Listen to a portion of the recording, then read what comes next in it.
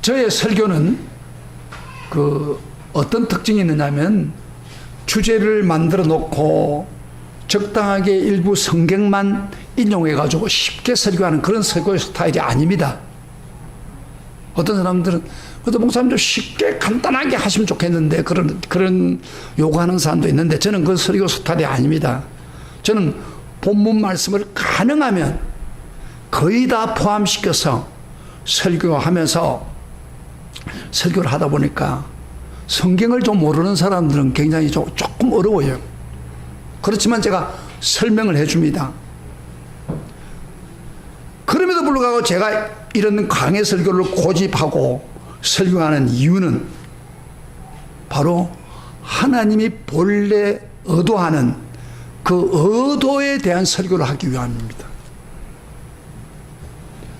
그래서 하나님 말씀을 바로 그대로 전함으로 이 말씀에 순종하여 복을 받기 위함입니다.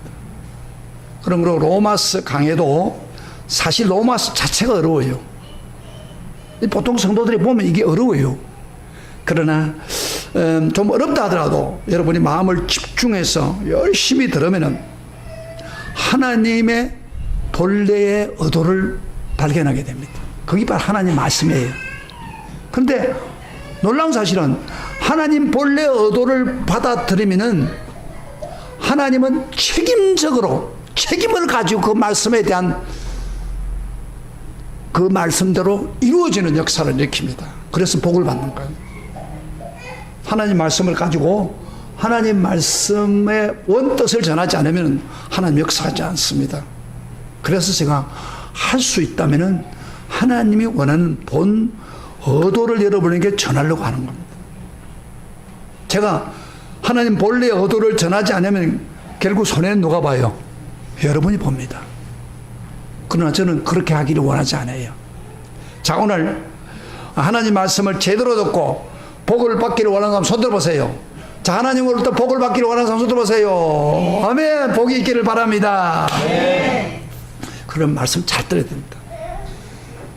제가 저번 주일날 설교했던 거를 조금 다시 해상을 시킵니다. 왜 그러냐면 자꾸 잊어버리니까. 저번 주에 설교했던 것, 믿음으로 어렵게 된 사람은 죄를 어떻게 극복한다고요? 한마디로 죄의 종에 빠지지 않고 하나님께 드린다는 겁니다. 하나님께 드리는 삶을 살아야 정말 죄에서 벗어난다고. 그런데 하나님에게 드릴 때에 그 드릴 이유가 뭐라고 했습니까? 어떻게 드린다고요? 우리가 받은 은혜에 감격해서 드리는 것입니다. 하나님 은혜 받은 거 생각하면 하나님을 기쁘시게 할 수밖에 없어요. 그리고 놀라운 거는 뭐예요? 하나님께 드리는 삶을 살면 어떻게 된다고요? 죄악에서 완전히 자유를 누리게 된다고 했습니다. 그 다음에 세 번째로 어떻게 한다고요? 좋은 열매를 맺게 됩니다. 이게 부끄러운 열매가 아니고 뭐요? 바로 거룩한 열매를 맺게 됩니다. 그래서 우리가 이렇게 사는 것이 복된 삶이다. 여러분 일주일 동안 하나님께 종으로 드리는 삶을 살았습니까? 하나님께 드리는 삶을 살았습니까? 드리는 삶을 살았습니까? 놀아갔었습니까? 그렇다면 하나님 복이 임한 걸 체험하게 될 것입니다. 오늘은 제가 로마서 7장 6장은 제가 이야기했죠. 성숙된 성도가 되는 데서 죄 문제를 어떻게 다루느냐, 거기에 따라 성숙한 성도가 될 수 있다고 했습니다. 오늘은 7장에서 율법 관계, 바울은 율법 관계에 대해서 율법을 바로 알고 율법적인 신앙에서 벗어나서 참된 복음적인 신앙으로 변화될 때 우리 신앙이 성숙해지고 하나님 주신 복을 받아 누릴 수가 있다는 것입니다. 우리 따라합시다. 율법에서 해방되어 복음적인 신앙으로. 네, 이거 오늘 본 제목이에요. 율법에서 해방되어 복음적인 신앙으로 살아가는 것이 성숙된 신앙이 되는 것을 7장에서 계속 강조하고 있습니다. 그래서 율법 관계에 대해서 성경에 예를 든 것을 제가 이야기로 설명할게요. 오늘 본문에 나온 거지만 제가 이야기를 쉽게 설명할게요. 어떤 C라고 하는 영어로 C라는 여인이 L이라는 남자와 결혼을 했습니다. 근데 이 남편은 일종의 완전주의로 모든 면의 완벽을 추구하는 남자입니다. 처음에는 C라는 여인이 이런 남편을 존경스러워해서 결혼했는데 세월이 지나다 보니까 차츰 남편이 두려워지기 시작한 겁니다. 남편은 가정생활을 하는데도 철저한 규칙을 정해가지고 그 규칙을 깨트리면 엄격한 벌칙을 적용합니다. 그런데 아내는 잘하려고 노력하면 할수록 오히려 더 실수를 하는 자신을 발견했습니다. 점차 모든 면에서 자신감을 잃게 되고 마침내 삶의 의욕을 상실하게 되었습니다. 그러다 결국은 깊은 열등감에 사로잡힌 그녀의 삶을 한마디로 절망이었습니다. 그런데 어느 날 그 엄격한 남편이 하루아침에 죽어버렸습니다. 처음에는 자신이 가부된 것에 대해 충격이었지만 솔직히 자신의 내면에는 어떤 해방감과 기쁨을 느꼈습니다. 남편이 죽은 후 몇 년 후에 이제 직장 친구의 소개로 제이라는 남자와 결혼하게 되었습니다. 재혼을 했습니다. 그런데 이 남자는요, 사고를 당하다 죽었다가 살아났긴 사람이기 때문에 그런 경험 때문에 그런 매사에 이해심이 많고 동정심이 많은 남자입니다. 아내가 실수할 때는 전에 남편 같은 거는 어떻게 그럴 수 있어 그랬는데 이 남편은, 새로운 남편은 실수할 때는 사람이 그럴 수가 있지 하면서 오히려 따뜻한 위로를 베풀어 주시는 분입니다. 이런 새로운 남편과 관계 속에서 이 여인은 점차 잃었던 자신감과 삶의 의욕을 되찾기 시작했습니다. 이제 어떤 규칙도 없이 그녀는 새 가정에서 따뜻한 질서가 있었습니다. 그녀의 남편은 더 이상 두려운 대상이 아니고 한없는 애정의 대상이 되었습니다. 그녀의 삶은 새로운 삶의 활기로 가득 찼고 그녀는 매우 의욕적인 미래를 계획하며 풍성하고 만족한 삶을 살고 있었습니다. 제가 무슨 이야기를 하고 있습니까? 바로 오늘 본문 7장 1절부터 4절까지 내용을 제가 현대적인 시각으로 각색해서 이야기를 했습니다. 여러분, C라는 여자는 누구냐? 크리스찬, 우리 기독교인을 말하고, 그 다음에 L이라는 남자는 누구냐? 로, 영어로 로, 율법에 붙들린 사람을 말하고, 그가 죽자마자 새로운 남편이 누구라고 했어요? J는 지저스, 예수 그리스도를 믿고 새로운 삶을 살게 됐다는 것입니다. 자, 제 이야기가 지금 설명하니까 좀 들립니까? 예, 지금 그렇게 됐다면. 그래서 오늘 1절부터 4절은 바울은 그 이야기를 하고 있습니다. 우리 확인해 볼까요? 자, 같이 읽어봅시다. 읽어보면서 오늘 이야기를 한번 생각을 가지고 한번 읽어봅시다. 시작. 형제들아, 내가 법 아는 자들에게 말하노니 너희는 그 법이 사람이 살 동안만 그를 주관하는 줄 알지 못하느냐. 남편이 있는 여인이 그 남편 생전에는 법으로 그에게 매인 바 되나 만일 그 남편이 죽으면 남편의 법에서 벗어나느니라. 그러므로 만일 그 남편 생전에 다른 남자에 가면 없느라. 그러나 만일 남편이 죽으면 그 법에서 자유롭게 되나니. 그 다음에 다른 남편에 갈지라도 음녀가 되지 아니하니라. 그러므로 내 형제들아, 너희도 그리스도의 몸으로 말미암아 율법에 대해서 죽임을 당하였으니 이런 다른 이 곧 죽은 자 가운데서 살아나신 이에게 가서 우리가 하나님을 위해서 열매를 맺게 하려 함이니라. 제 이야기가 그대로죠? 네? 그대로 쓰는 거예요. 그 이야기를 제가 쉬운 말로 여러분에게 설명한 거예요. 자, 그러면은 우리 믿는 사람이나 심지어 불신자들까지도 모든 삶의 규범이 있습니다. 그게 바로 율법이에요. 우리가 세상을 살더라도요, 교통법도 있고 세상을 사는데 법이 있잖아요. 이게 믿는 사람이나 안 믿는 사람은 다 규범이 있는데 그게 율법이에요. 그런데 그래서 우리가 평생 율법의 자체를 보세요. 그 애 쳐다볼 필요 없어요. 애 쳐다보면 여러분 속고 있는 거예요. 지금 설교를 들어야지. 애 뭐 원래 떠들기 괜찮아요. 놔주세요. 그 죄는 움직여야 또 큽니다. 너무 신경 쓰지 마세요. 그래서 우리 모두가 뭐 율법에 매인바 되어 살아갑니다. 율법에 매이지 않은 한 사람도 없어요. 믿는 사람은 안 믿는 사람이다. 그런데 여러분 혹시 이런 생각을 하죠. 나는 유대인이 아니니까 유대인이 하는 율법 상관없다고 할지 모르나, 로마서 2장에 보면은 이런 말 있잖아요. 어쩌번에 했죠. 사도 바울은 이방인에게 율법이 무엇이라고 했죠? 양심이라, 양심. 우리 이방인들은 율법이 양심입니다. 그래서 우리 마음속에 끊임없는 양심의 목소리가 솟아나옵니다. 양심이 솟아나면서 하지 말라, 하라, 끊임없이 양심의 목소리를 들려줍니다. 그 율법이에요. 그런데 우리 모두가 율법과 양심의 품에서 살지만은 우리의 딜레마는 뭐냐? 율법에 하라는 것은 하지 못하고 하지 말라는 걸 하는 경우가 많습니다. 따라서 우리는 율법의 정죄를 피할 수가 없습니다. 그래서 양심의 가치는 더해지고 양심의 명령, 도덕적 명령 따라 살지 못하는 자신의 천박한 삶의 모습을 볼 때 우리는 절망감을 느낍니다. 그런데 어느 날 예수라는 새로운 남편을 만납니다. 이제부터 이제 율법을 따라 사는 삶이 아니라 은혜로 그리스도를 말미암아 살게 되는 것입니다. 전에 율법의 남편은 죽었습니다. 그것이 오늘 이야기입니다. 4절을 다시 한번 봐요. 4절이 굉장히 중요한데, 너도 같이 읽어보자. 너희도 그리스도의 몸으로 말미암아 율법에 대해서 죽임을 당하였느니라. 이 말이 굉장히 중요합니다. 다시 한번 따라서 한번 해봐요. 다 같이 시작. 너희도 그리스도의 몸으로 말미암아 율법에 대해서 죽임을 당하였느니라.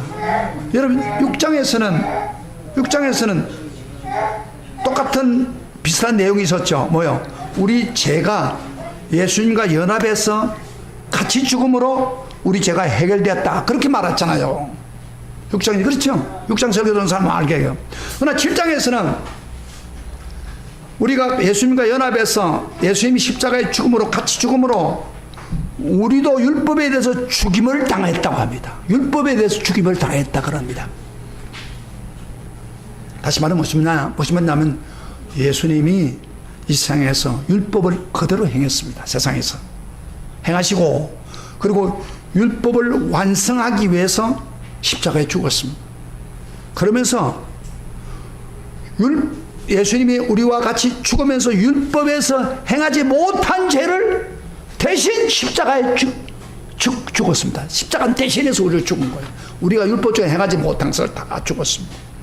그래서 우리는 율법에 대해서 죽임을 당한 겁니다. 그러므로 이제는 뭐요? 율법의 굴레에서 벗어난 겁니다. 그 이야기를 지금 하고 있는 거예요. 그 다음 구절 보세요. 4절.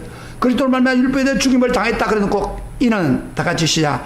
이는 다르니 곧 죽은 자 가운데서 살아나신 이에게 가서 우리가 하나님을 위해서 열매를 맺게 하려 합니다. 그럼 이렇게 된 이유는 뭐냐면은, 다르니 무슨 누구요? 죽은 자 가운데 살아나신 이 누구요? 새로운 남편 예수님과 결혼을 해가지고 하나님을 위해서 열매를 맺게 했다, 그렇게 분명히 말씀하고 있습니다. 우리는 이제 새로운 삶을 살기 때문에 율법 관계는 예수의 죽음을 통해 청산된 겁니다. 이제는 예수로 말미암아 하나님을 위해서 선한 열매를 맺고 살아가는 인생이 된 겁니다. 그러므로 율법에서 과거에 매여있던 삶과 바로 이제 새로운 삶, 예수 그리스도를 말미암아 믿음으로 사는 것으로 본질적으로 차이가 납니다. 여러분, 율법에 위해서 살아가는 삶, 그다음 예수 그리스도로 믿음으로 말미암아 산다는 것은 같지 않습니다. 본질적인 차이가 있습니다. 그러면 구체적으로 율법으로 사는 삶과 예수 그리스도를 말미암아 사는 삶의 근본적인 차이가 어떤 차이입니까? 제가 오늘 이 설교를 하려고 하는 거예요. 그래서 오늘 율법에 매여 도덕적으로 양심적으로 살아가는 종교, 여러분 일반 사람도 그렇지만 다른 종교들의 대부분의 특징이 뭐라고 하면 나름대로 율법에 매여 사는 종교입니다. 무엇을 행하면은 구원받고, 어떻게 봉사하고, 어떻게 하면은 그 대가를 받는다는 게 다 일반 종교의 그 흐름입니다. 그러나 우리가 예수를 믿음으로 사는 기독교는 그것과 완전히 본질적으로 다릅니다. 그래서 오늘 여러분요, 종교는 똑같은 게 아니에요. 율법에 매여 있는 종교, 우리는 율법에서 벗어난 믿음으로 사는 기독교, 차이점이 있습니다. 첫째 차이점이 뭐예요? 이 차이점을 알아야 됩니다. 근데 오늘 많은 크리스찬들이요, 차이점이 없이 다른 종교와 비슷하게 살아가는 거예요. 그러니까 그리스도를 통해서 주는 오는 놀라운 복을 못 누립니다. 그저 뭐 다른 사람은 절에 가는 거고 우리는 교회 오는 것뿐이다. 이 차이가 있어서는 안 되는 겁니다. 완전히 다릅니다. 자, 그 차이가 뭐예요? 우선 삶의 동기가 완전히 다릅니다. 동기가. 우리가 율법에 매여 도덕적으로 양심을 따라 살아갈 때 그 삶의 동기는 오늘 본문을 통해서 한마디로 말씀하고 있습니다. 5절 한번 보세요. 5절 같이 한번 읽어봅시다. 시작. 우리가 육신에 있을 때에는 율법으로 말미암은 죄의 정욕이 우리 지체 중에 역사하여 우리로 사망을 위해서 열매를 맺게 하였다. 여기 동그라미 쳐주세요. 우리가 육신에 있을 때에는, 육신적인 동기입니다.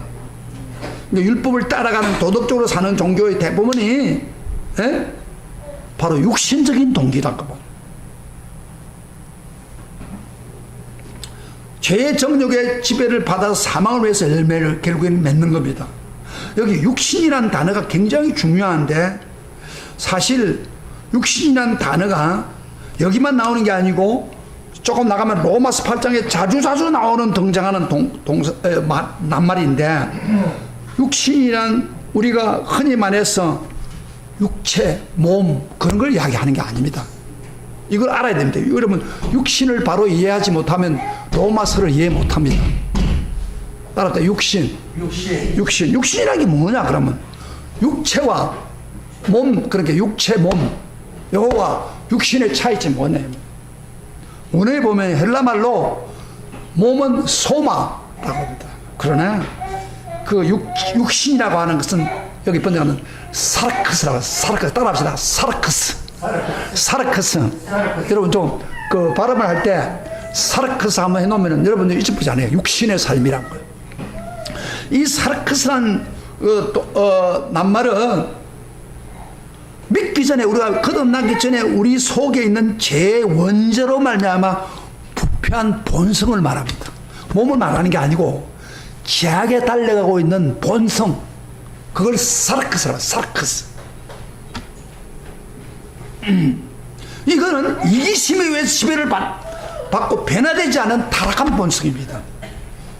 아담 이브로부터 범죄한 그 범죄의 타락한 성분이 우리에게 다 있습니다. 이 육신의 특징은요, 한마디로 자기를 높이는 겁니다. 자기를 높이는 거예요. 이게 육신입니다.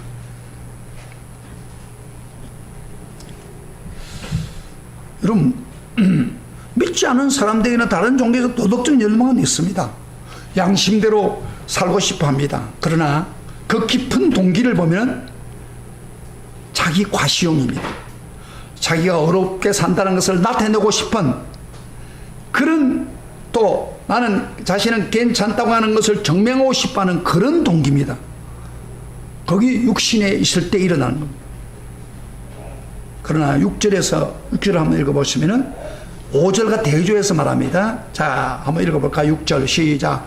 이제는 우리가 얽매였던 것에 대해서 죽었으므로 율법에서 벗어났으니 이러므로 우리가 영의 새로운 것으로 섬길 것이요 율법 조문에 묵은 것으로 아니할지니. 여기 우리는 이제는이라는 말이 있죠. 이제는 율법에서 벗어남으로.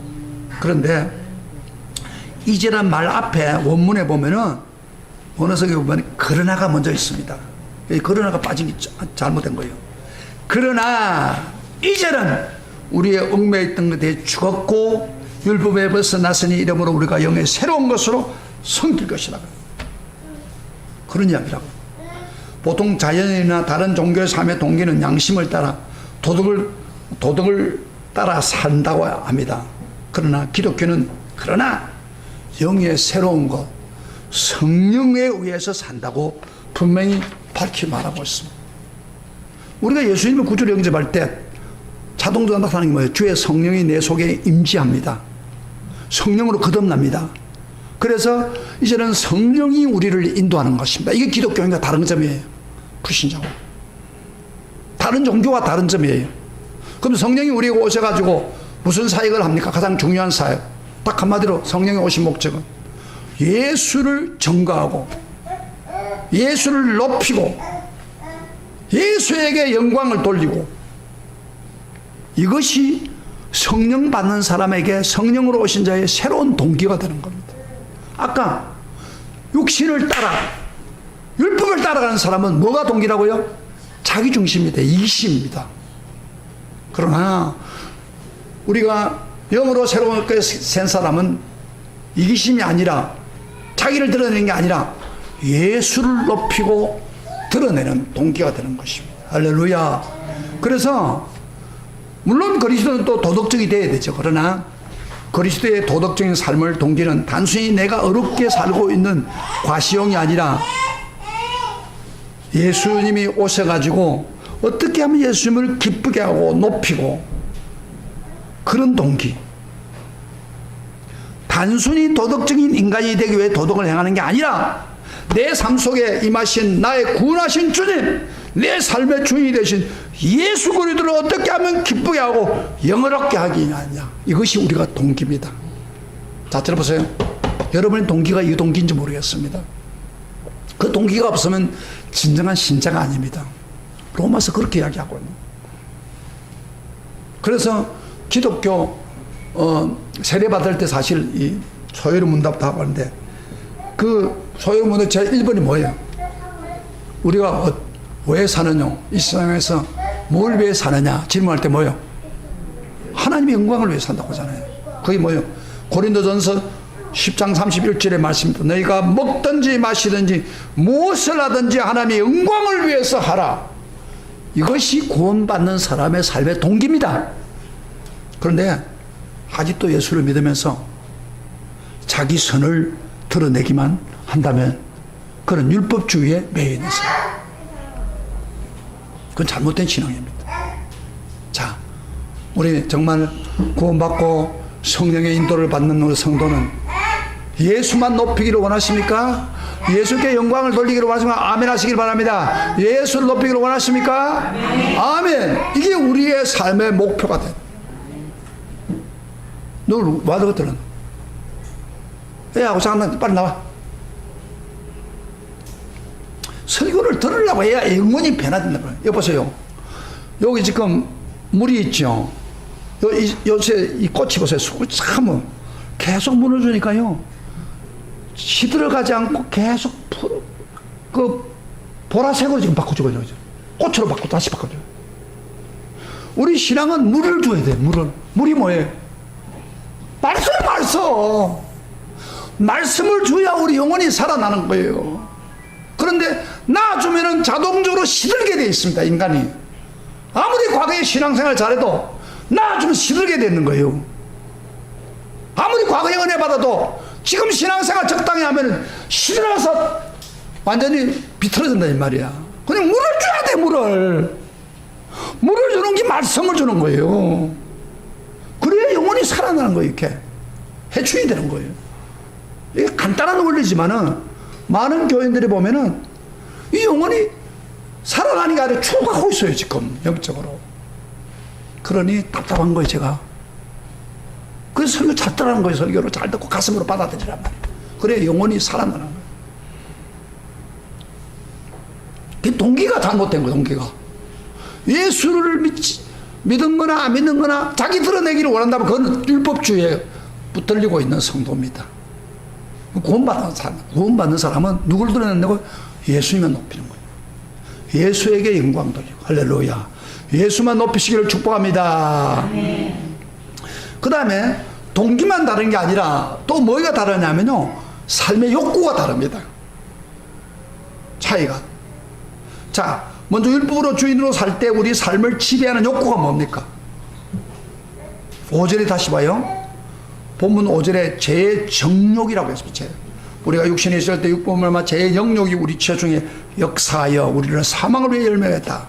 정욕이 우리 사망의 열매를 맺게 했다. 욕구가 그 율법주의입니다. 사실 율법 자체는 나쁜 게 아니죠. 율법을 우리가 율법에 해방됐다고 하니까 율법이 나쁜 것으로 생각하는데 절대 아닙니다. 12절 잠깐 봐요. 12절 율법을 뭐라고 말합니까? 12절 나같이 시작. 이로 보건대 율법은 거룩하고 계명도 거룩하고 어로우며 선하도다. 이 율법 세 가지 규명하죠. 뭐요? 율법은 거룩한 것이고 어로운 것이고 선한 것이라고 그랬죠. 사실 율법에 문제가 전혀 없습니다. 문제는 율법을 지키는 우리 인간이 문제예요. 거룩하고 어렵게 선한 율법을 지킬 수 없는 육신으로 말미암아 오는 우리 연약성의 문제가 있는 것입니다. 그래서 그 문제를 바울은 지속적으로 다루고 있습니다. 육신, 좌우로 붙들려 있는 연약함. 그래서 한 장을 넘겨보세요. 한 장을 넘겨보세요. 로마서 8장에 3절에 보면 자, 율법으로 말미암아 우리 인간이 어떻다고요? 같이 읽어봅시다. 시작. 율법이 육신으로 말미암아 연약할 수 없는 그것을 하나님은 하시나니 곧 죄로 말미암아 자기 아들을 죄 있는 육신의 모양으로 보내어 육신의 죄를 정하사. 그렇죠. 율법이 육신으로 말미암아 육신으로 연약해서 율법을 행할 수가 없다 그 말이에요. 그래서 예수를 보내어서 해결했다 그 말이에요. 이게 바로 타락한 본성 때문에 율법대로 살 수 없는 인간의 고민이 타락한 성분 육신이 율법에서는 우리가 거룩하라 그렇게 말하죠. 그걸 들으면서 거룩하는 것이 아니라 더 추한 곳으로 가는 거예요. 율법에서는 우리를 어렵게 되라 말씀하는데 우리는 말씀을 들으면서도 불의로 달려가게 합니다. 율법에서 우리가 선한 것을 강조하지만 우리 발은 악한 걸에 달려가고 있는 거예요. 여기에 우리의 고민과 자질이 있는 거예요. 왜 이 세상이 이렇게 타락합니까? 가만 놔둔데 왜 타락합니까? 바로 육신의 연약성 때문입니다. 법을 몰라서가 아니에요. 여러분, 그 법을 아는 변호사나 법관들 더 죄를 많이 져요. 법을 몰라서 그런 게 아니에요. 인간의 연약성, 육체의 타락된 연약성이 그렇게 만들고 있는 거예요. 그래서 그 이유를 오늘 설명합니다. 자, 왜 우리 인간이 죄를 졌느냐 말이에요. 율법 알면서도 왜 죄를 졌느냐? 그 이유를 지금 이야기합니다. 우리 한번 8절과 11절에 두 번에 언급하는데 잠깐만 조금 봐요. 오늘 조금 복잡하긴 하지만 잘 들으세요. 율법 관계. 우리 8절 한번 봅시다. 시작. 그러나 죄가 기회를 타서 거기에서 계명으로 말미암아 내 속에 온갖 탐심을 이루어나니 이런 율법이 없으면 죄가 죽은 것이라. 이거 보세요. 죄가 기회를 타서 계명으로 말미암아 내 속에 온갖 탐심을 이루었다고 말이에요. 이거 보세요. 죄가 계명을 통해서 탐심을 이루었다는 것입니다. 이게 무슨 말입니까? 제가 율법 계명을 도구로 해가지고 우리 속에 각종 탐식을 겪는데 충동질해서 그리고 반항하게 해서 죄를 짓게 만들었단 말이에요. 가론에서 이런 이야기입니다. 한번 예를 안 들어볼게요. 고등학교 3학년 학생이 공부를 많이 해야 되는데 여자하고 막 전화만 많이 한다 이 말이에요. 그럼 엄마가 보니까 안타까운 거예요. 그래서 야, 너 고등학교 3학년 돼가지고 공부는 안 하고 여자친구에게 전화만 하고 되느냐? 너 그래가 대학 갈 수 있느냐? 다 꽂혔어요. 계속 그래 다 꽂혔어요. 그러니까 이 아이가요 마음속에 은근히 반발심을 가진 거예요. 그래가지고 엄마가 거듭 꾸중할수록 여자친구와 더욱 가까이 충동을 느껴가지고 마음으로 간음죄에 빠지는 거예요. 그래서 우리 인간 속에 반한 게 있죠. 이 전부 죄가 충동질에서 죄를 짓게 만드는 거예요. 충동이요. 놀라운 사실은요, 미국에서 성교육을 했답니다. 성교육에 빠지지 않고 성교육 바로 하기 위해서 본격적으로 학생들에게 시행을 하고 난 후에 놀라운 사실은 성적 충동을 더 느끼고 그 다음부터는 더 문란해졌다는 사실입니다. 그러니까 우리 인간 육신 속에 죄가 성을 충동질해서 성적 죄를 더 짓게 만든다는 거예요. 이게 우리 인간이에요. 그 죄를 지으면은 그 죄가 우리를 충동질한다. 이게 성경이 말하고 있어요. 그 다음에 또 11절에 봅시다. 11절에는 죄가 어떻게 하는지 봅시다. 11절 다 같이 시작. 죄가 기회를 타서 계명으로 말미암아 나를 속이고 그것으로 나를 죽였도다. 죄가 기회를 타가지고 계명으로 말미암아 나를 속였다는 거예요. 자, 이거 설명할게요. 여러분 설명을 들어야 이 말은 무슨 말입니까? 죄가 율법을 가지고요, 율법을 주셨는데 율법을 그 도구를 가지고 우리를 속이는 거예요. 가로 예를 들어서 한번 예를 들어 봅시다. 하나님이 처음에 주신 법이 뭐예요? 선악과를 따먹지 말라고 그랬어요. 그게 법이에요. 그런데 사탄이 그 법을 가지고 와서 하나님이 선악과를 따먹지 말라고 하더냐? 아니야! 거짓말이야! 너 하나님처럼 돼! 율법을 가지고 거짓말을 하는 거예요. 그 거짓말에 하와가 속아서 먹은 것이 바로 선악과를 따먹은 거예요. 계명이라고 해서 바른 게 아니라 계명을 가지고 속이는 거예요. 여러분요, 유대인들이 율법을 가장 잘 알잖아요. 그런데 유대인들이 율법을 가장 잘 알면서 치명적으로 잘못한 내용이 뭐예요?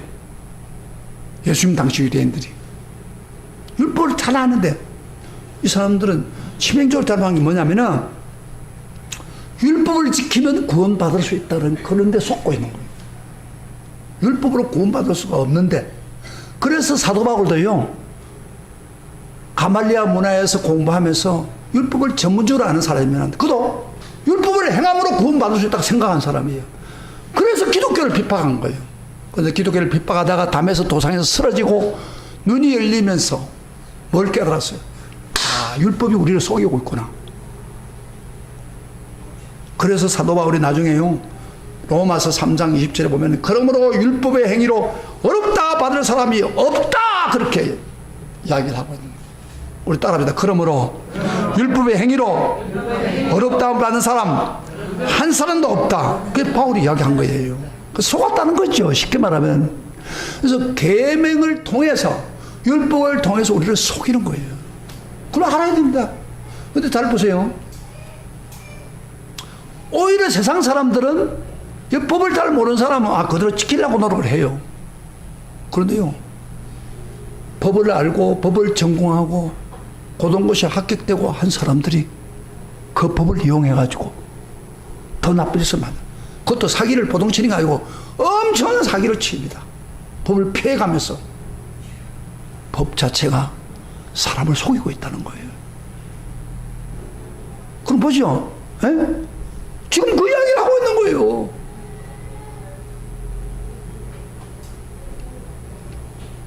그러므로 이 율법은 사람들에게 육신의 타락한 본성으로 막 계명에 반항하게 해서 충동해서 죄를 탐욕을 갖게 하고, 또 우리를 속여서 어려운 채 만들어가지고 구원받지 못하게 만드는 거예요. 속이는 거예요. 그 율법주의에 빠지면은 이렇게 되는 거예요. 여러분, 전도할 때 제일 어려운 사람이 누군지 알아요? 전도를 해보면요, 제일 어려운 사람이 누구냐면은, 나는 양심적으로 살았는데, 난 양심 범하지, 그 사람 진짜 착한 사람이에요. 양심적으로 살았는데 무슨 구원이 필요하노? 심판받습니다. 나 양심적으로 살았는데. 이게 굉장히 어려운 사람이에요. 속고 있는 거예요. 자기는 양심대로 100% 양심대로 사람은 누가 있습니까? 속고 있는 거예요. 이게 사탄에게 속고 있는 거예요. 이게 바로 율법을 따라가는 사람들입니다. 그걸 구원받을 수 없어요.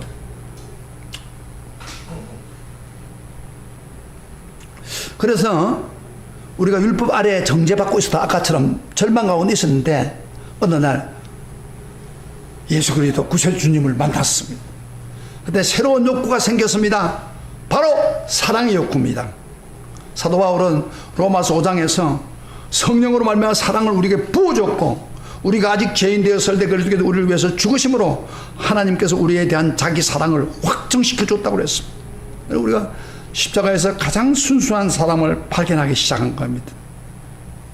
나와 전혀 상관이 없던 그 하나님이 나를 구원하시고 새롭게 하시기 위해서 독생자 예수님을 자기 생명을 내놓고 주었습니다.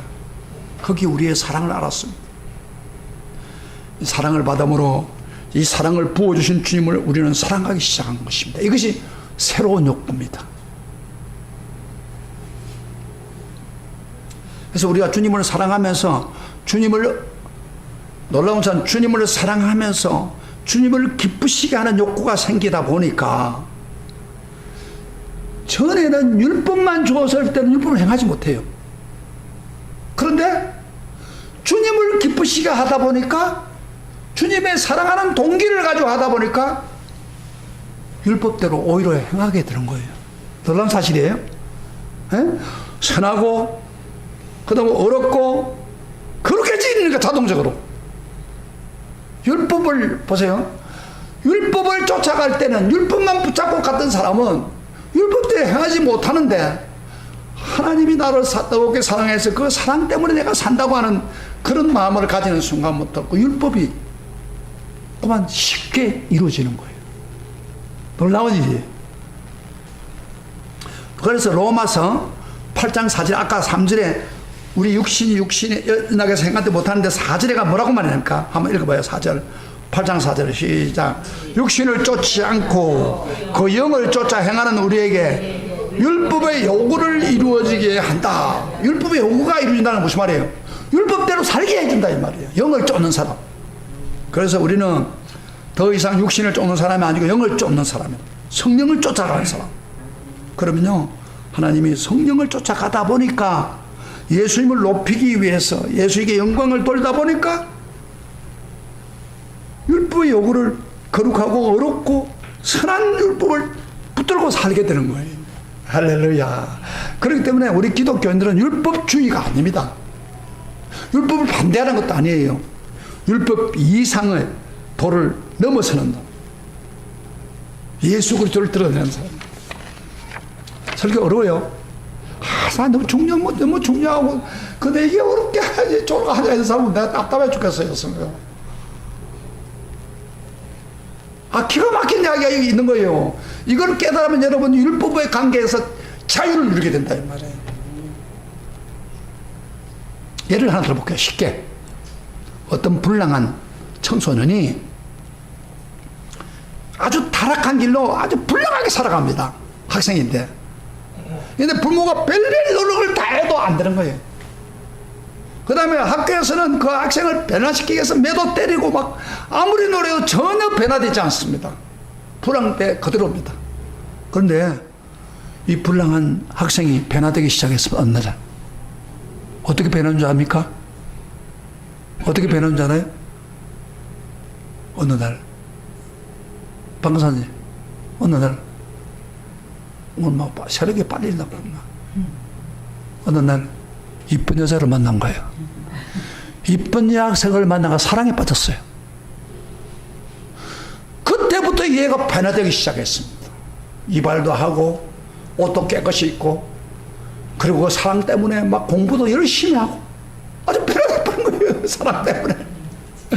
그렇게 학교에서나 부모가 하지 말라고 해도 불황자도 하지 말라고 해도 끝까지 가는 사람이 그 사랑을 느끼는 순간에 하루아침에 바꾸죠. 우리도 마찬가지예요. 우리도 마찬가지. 우리 저 율법대로 살 때는 살라고 해도 안 되던데 우리가 예수님의 사랑을 새기고 하나님의 사랑에 감격하고 있을 때 우리 인생이 바꿔지는 거예요. 사도 바울도요. 왜 그가 인생이 바꿔졌습니까? 그는 이렇게 말합니다. 하나님의 사랑이 나를 강건하도다. 이 사랑에 줄여서 누가 끊으리요? 로마서 8장에 강력하게 사랑에 붙들으니까 그런 모든 것을 하나님께 드리고 살았습니다. 그게 바울이에요. 저 같은 경우도요.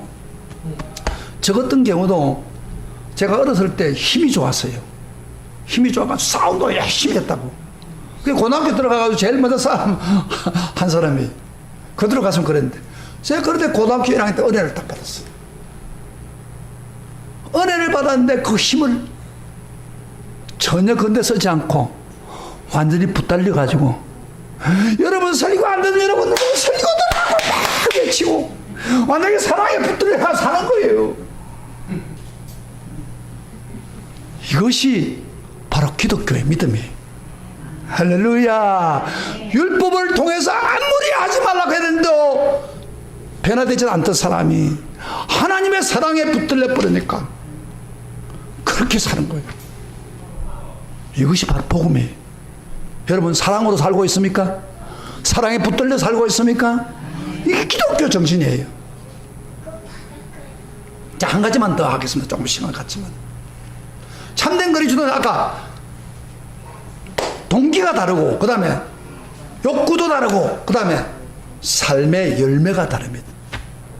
5절에 보면 죄의 정욕을 따라가는 사망을 위한 열매를 맺는다고 그랬습니다. 근데 성도는 4절에 보면은 하나님을 위한 열매를 맺는 것입니다.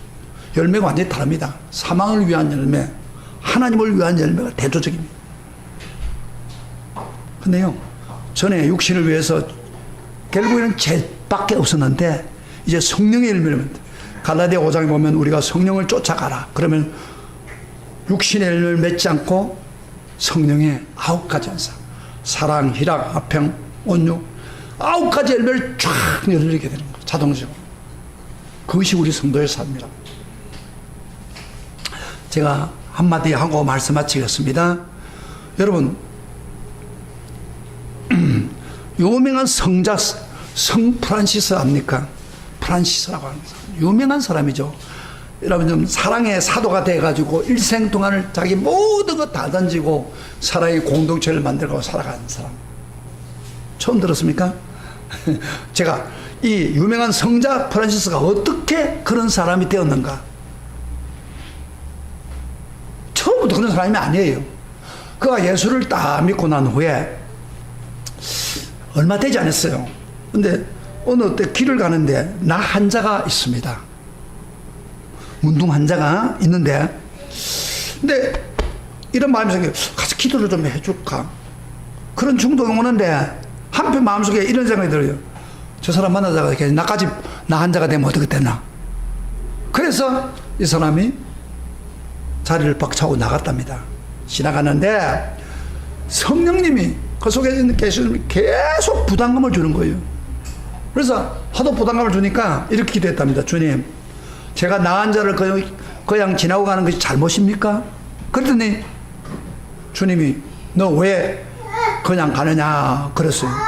그래서 솔직하게 주님, 그 더러운 나은 자를 만드는 게 나도 나은 자 병에 들고 들 것 같아서 그래서 그랬습니다. 그랬더니 하나님 음성이 들어왔습니다. 잘 보세요. 이 음성에 너는 나은 자보다 더 나으냐? 그럽니다. 너는 나은 자보다 더 나으냐? 너는 그 나은 자보다도 더 더러운 죄인이야. 그런데 내가 너를 있는 모습 그대로 받아주고 사랑했단 말이야. 그 음성을 딱 듣는 순간에, 그 순간에 자기가 나은 자보다 더 더러운 냄새나는 죄인인 자신을 우리 예수님이 그대로 받아서 사랑한다는 이걸 깨닫는 동시에 그 나은 자에게 다시 갔습니다. 다시 가서 그를 위해서 기도해주고 그들을 키스해주고 그들에게 사랑을 베풀어 줬습니다. 그러고 난 후에 바로 하늘로부터 하나님의 뜨거운 사랑이 막 강물처럼 흘러내리기 시작합니다. 프란시스가 사랑의 불이 붙어가지고 그 다음부터 그런 사랑의 순례자가 된 겁니다. 그가 굉장히 부모한테 재산을 많이 받았는데 그 재산을 전부 팔아가지고 가는 사람 다 나눠주고 완전히 사랑의 거지가 된 거예요. 순례 옷을 입고 다니면서 나누어주고 약한 자 도와주면서 사랑의 공동체가 생기고 그래서 많은 영혼들에게 영향을 준 사람입니다. 성 프란시스라고 그러죠. 근데 그가 죽을 때 마지막 일생을 그 사랑의 순례를 하면서 살다가 마지막 숨을 거두는 순간에 이런 기도했답니다. 나의 사랑, 나의 전부이신 예수님, 나의 사랑, 나의 전부이신 예수님, 너무너무 고맙습니다 하고 고백하면서 마지막 숨을 거뒀다는 겁니다. 여러분, 이 성포네스가 도덕적인 메시지를 통해서 변했습니까? 바로 사랑의 예수님을 만났기 때문에 인생이 바꿔지고, 그래서 사랑을 들었습니다. 마지막 그가 죽는 순간에도 나의 사랑, 나의 전부이신 예수님. 우리 한번 따라서, 이건 우리의 고백입니다. 사랑을 따라가고 정말 복음을 믿는 사람은 이 고백이 항상 있어야 됩니다. 우리 손을 들고 나의 사랑, 나의 전부이신 예수님 한번 같이 한번 해봅시다. 나의 사랑, 나의 전부이신 예수님. 진실이 안 들려요. 진실하게 다시. 나의 사랑, 나의 전부이신 예수님. 그렇습니까? 이 우리가 믿는 성도의 자세입니다. 바로 성포로서 그렇게 인생을 살았습니다. 그렇게 살기를 축복합니다. 나의 사랑, 나의 전부이신 예수님. 왜 우리는 달라지지 않고 변화되지 않습니까? 어렵게 선하게 살기를 원하는 열망이 있는데도 불구하고 왜 불의하고 더 악하고 악해집니까? 도덕적인 결심으로 이루어지지 않습니다. 본문에 단 어떤 여인의 경험처럼 율법에 대해서 죽었고 이제 새로운 남편 주님을 만나서 사랑을 체험하는 순간에 바로 주님을 새로운 동기, 새로운 욕구, 새로운 열매를 맺는 삶을 살았기 때문입니다. 영의 복음으로 율법이 해방된 사람입니다. 사랑하는 성도 여러분, 여러분 이런 삶을 살고 있습니까? 아직도 율법에 붙들리고 살고 있습니다. 참 성숙된 성도는 율법에 해방되어 영의 복을 믿고 사랑에 풍성해서 이 참 자유를 누리는 사람입니다. 이런 삶이 매일매일 여러분의 있기를 축복합니다. 축복합니다. 우리 오늘 다 같이 일어나서서 이 찬송을 부릅시다. 주님 사랑해요. 우리가 예수를 믿으면서도 주님 사랑하지 않는다면 그건 진정한